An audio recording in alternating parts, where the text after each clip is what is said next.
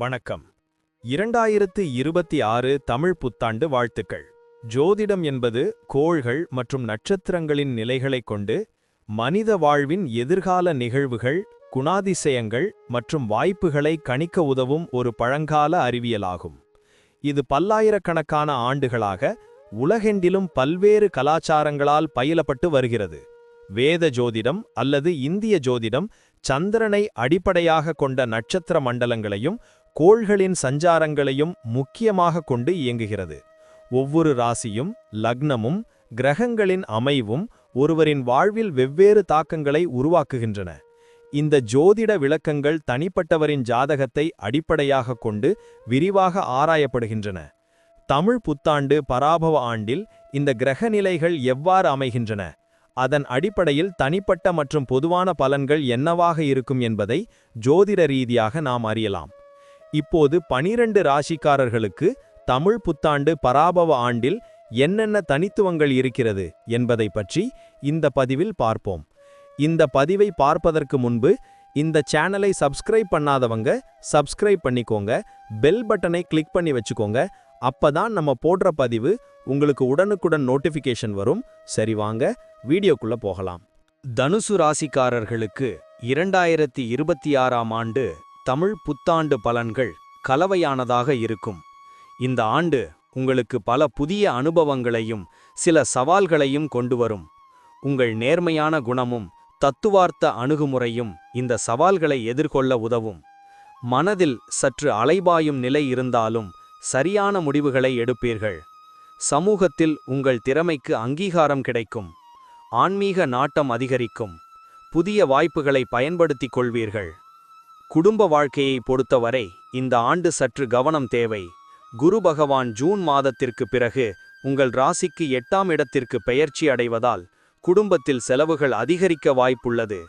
குடும்ப உறுப்பினர்களிடையே கருத்து வேறுபாடுகள் வரலாம். பொறுமையுடன் கையாள்வது நல்லது. சுப நிகழ்ச்சிகள் சற்று தாமதமாகலாம். குழந்தைகளால் சற்று மனக்கவலை உண்டாகலாம். மூத்த உறுப்பினர்களின் ஆதரவு கிடைக்கும். குடும்பத்தில் புதிய பொருட்களை வாங்குவீர்கள். விட்டு கொடுத்து செல்வது நல்லது. தொழில் மற்றும் வியாபாரத்தில் நல்ல முன்னேற்றம் இருக்கும். ராகு பகவான் 3ஆம் வீட்டில் சஞ்சரிப்பதால் புதிய ஒப்பந்தங்கள் கையெழுத்தாகும். முதலீடுகள் கவனத்துடன் செய்யப்பட வேண்டும். வியாபாரத்தை விரிவுபடுத்தும் எண்ணங்கள் ஈடேறும். போட்டிகளை சமாளித்து வெற்றி பெறுவீர்கள். புதிய யுக்திகளை கையாண்டு லாபத்தை பெருக்குவீர்கள். கூட்டுத் தொழில் செய்பவர்களுக்கு நல்ல பலன்கள் கிடைக்கும். தொழிலில் புதிய சாதனைகளை நிகழ்த்துவீர்கள். அயல்நாட்டு வர்த்தகத்தில் லாபம் கிடைக்கும். வேலையை தேடுபவர்களுக்கு நல்ல வேலை கிடைக்கும். ஏற்கனவே வேலையில் இருப்பவர்களுக்கு பதவி உயர்வு, ஊதிய உயர்வு கிடைக்கும். புதிய பொறுப்புகள் உங்களை தேடி வரும். சக ஊழியர்களின் ஆதரவு கிடைக்கும். வெளிநாடு சென்று வேலை செய்யும் வாய்ப்புகளும் உண்டு. உங்கள் திறமைக்கு அங்கீகாரம் கிடைக்கும். பணிச்சுமை இருந்தாலும் அதை சமாளிக்கும் ஆற்றல் கிடைக்கும். மேலதிகாரிகளின் பாராட்டை பெறுவீர்கள். பணியிடத்தில் சற்று கவனமுடன் செயல்படுவது நல்லது. நிதி நிலைமை இந்த ஆண்டு சற்று ஏற்ற இறக்கமாக இருக்கும். குரு பகவான் 8ஆம் வீட்டில் சஞ்சரிப்பதால் எதிர்பார்த்த பணவரவு சற்று தாமதமாகலாம். சேமிப்பு குறையலாம். புதிய முதலீடுகளை செய்வதற்கு முன் நன்கு ஆலோசிக்க வேண்டும். பழைய கடன்கள் அடைபடும். ஆடம்பரச் செலவுகளை குறைத்து சேமிப்பில் கவனம் செலுத்துவீர்கள். குடும்பத்தின் நிதி நிலைமை மேம்பட கூடுதல் முயற்சி தேவை. எதிர்பாராத செலவுகள் வரக்கூடும். நிதி திட்டமிடல் அவசியம். ஆரோக்கியத்தை பொறுத்தவரை இந்த ஆண்டு சற்று கவனம் தேவை. உணவு பழக்க வழக்கங்களில் கவனம் செலுத்துவீர்கள். உடற்பயிற்சி மேற்கொள்வீர்கள். மன அழுத்தத்திலிருந்து விடுபடுவீர்கள். யோகா, தியானம் போன்றவற்றை மேற்கொண்டு உடல் ஆரோக்கியத்தை பேணுவீர்கள்.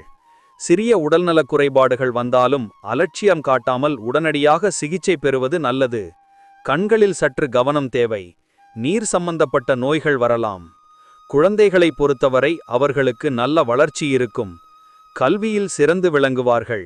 கலைத்துறையில் ஆர்வம் காட்டுவார்கள். குழந்தைகளின் எதிர்காலத்திற்காக முக்கிய முடிவுகளை எடுப்பீர்கள். திருமணமானவர்களுக்கு குழந்தை பாக்கியம் உண்டாகும். குழந்தைகளால் பெற்றோர்களுக்கு மகிழ்ச்சி உண்டாகும். குழந்தைகளின் திறமைகளை ஊக்குவிப்பீர்கள். குழந்தைகளுடன் அதிக நேரம் செலவிடுவது நல்லது. அவர்களது தேவைகளை பூர்த்தி செய்வீர்கள். பயண வாய்ப்புகள் இந்த ஆண்டு அதிகமாக இருக்கும். கேது பகவான் 9ஆம் வீட்டில் சஞ்சரிப்பதால் ஆன்மீக பயணங்கள் மேற்கொள்வீர்கள். உறவினர்கள் நண்பர்களை சந்திக்க வெளிப்பயணங்கள் மேற்கொள்வீர்கள். வெளியூர் பயணங்களால் புதிய அனுபவங்கள் கிடைக்கும். தொழில் சம்பந்தமான பயணங்களும் லாபத்தை தரும். பயணங்கள் உங்களுக்கு புத்துணர்ச்சியையும் மகிழ்ச்சியையும் கொடுக்கும். புதிய இடங்களை கண்டறிந்து மகிழ்வீர்கள். பயணங்களில் பாதுகாப்பாக இருப்பது நல்லது. சனி பகவான் இந்த ஆண்டு உங்கள் ராசிக்கு 4ஆம் வீட்டில் சுகஸ்தானத்தில் சஞ்சரிப்பதால் குடும்பத்தில் சில மாற்றங்கள் ஏற்படலாம். வீடு மனை வாங்கும் யோகம் உண்டாகும். தாயாரின் ஆரோக்கியத்தில் கவனம் தேவை.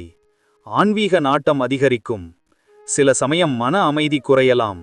சனி பகவானின் அருளால் பழைய சொத்துக்களின் மூலம் லாபம் கிடைக்கும். வீட்டிற்கு தேவையான பொருட்களை வாங்குவீர்கள். வாகன யோகம் உண்டு. குரு பகவான் ஜூன் மாதத்திற்கு பிறகு உங்கள் ராசிக்கு 8ஆம் வீட்டில் பெயர்ச்சி அடைவதால் எதிர்பார்த்த நன்மைகள் மற்றும் சவால்கள் உண்டாகும். உடல் ஆரோக்கியத்தில் கவனம் தேவை. இரகசியமான விஷயங்களில் ஈடுபட வாய்ப்பு உண்டு. புதிய ஆராய்ச்சிகளில் ஆர்வம் காட்டுவீர்கள். திடீர் பணவரவு கிடைக்கலாம். கவனமுடன் செயல்படுவது நல்லது. வாத விவாதங்களை தவிர்ப்பது நல்லது. ராகு பகவான் உங்கள் ராசிக்கு 3ஆம் வீட்டில் சஞ்சரிப்பதால் தைரியமும் தன்னம்பிக்கையும் அதிகரிக்கும். இளைய சகோதர சகோதரிகளின் ஆதரவு கிடைக்கும். புதிய கலைகளை கற்றுக்கொள்வீர்கள். வெளிநாடு பயணங்கள் மேற்கொள்ள வாய்ப்பு உண்டு. எழுத்துத் துறையில் ஆர்வம் அதிகரிக்கும். சிறிய பயணங்களால் ஆதாயம் கிடைக்கும். சமூக ஊடகங்களில் உங்கள் பங்கு அதிகரிக்கும். நன்றி. இப்ப நான் சொன்ன அனைத்து விஷயங்களும் பொது பலன் மட்டுமே. உங்களுடைய சுயஜாதக அடிப்படையில் சில விஷயங்கள் மாறுபட்டு நடப்பதற்கு வாய்ப்புகள் உண்டு. இருந்தாலும் பெரும்பாலான விஷயங்கள் நான் கூறியபடியே உங்க வாழ்க்கையில் நடைபெறும். இந்த வீடியோ உங்களுக்கு பிடித்திருந்தால் லைக், ஷேர் மற்றும் சப்ஸ்கிரைப் செய்யுங்கள். பக்கத்தில் உள்ள ஆல் பட்டனை கிளிக் பண்ணி வைத்துக் கொள்ளுங்கள். அப்பொழுதுதான் நாங்கள் போடும் வீடியோ உங்களுக்கு உடனுக்குடன் நோட்டிபிகேஷன் வரும்.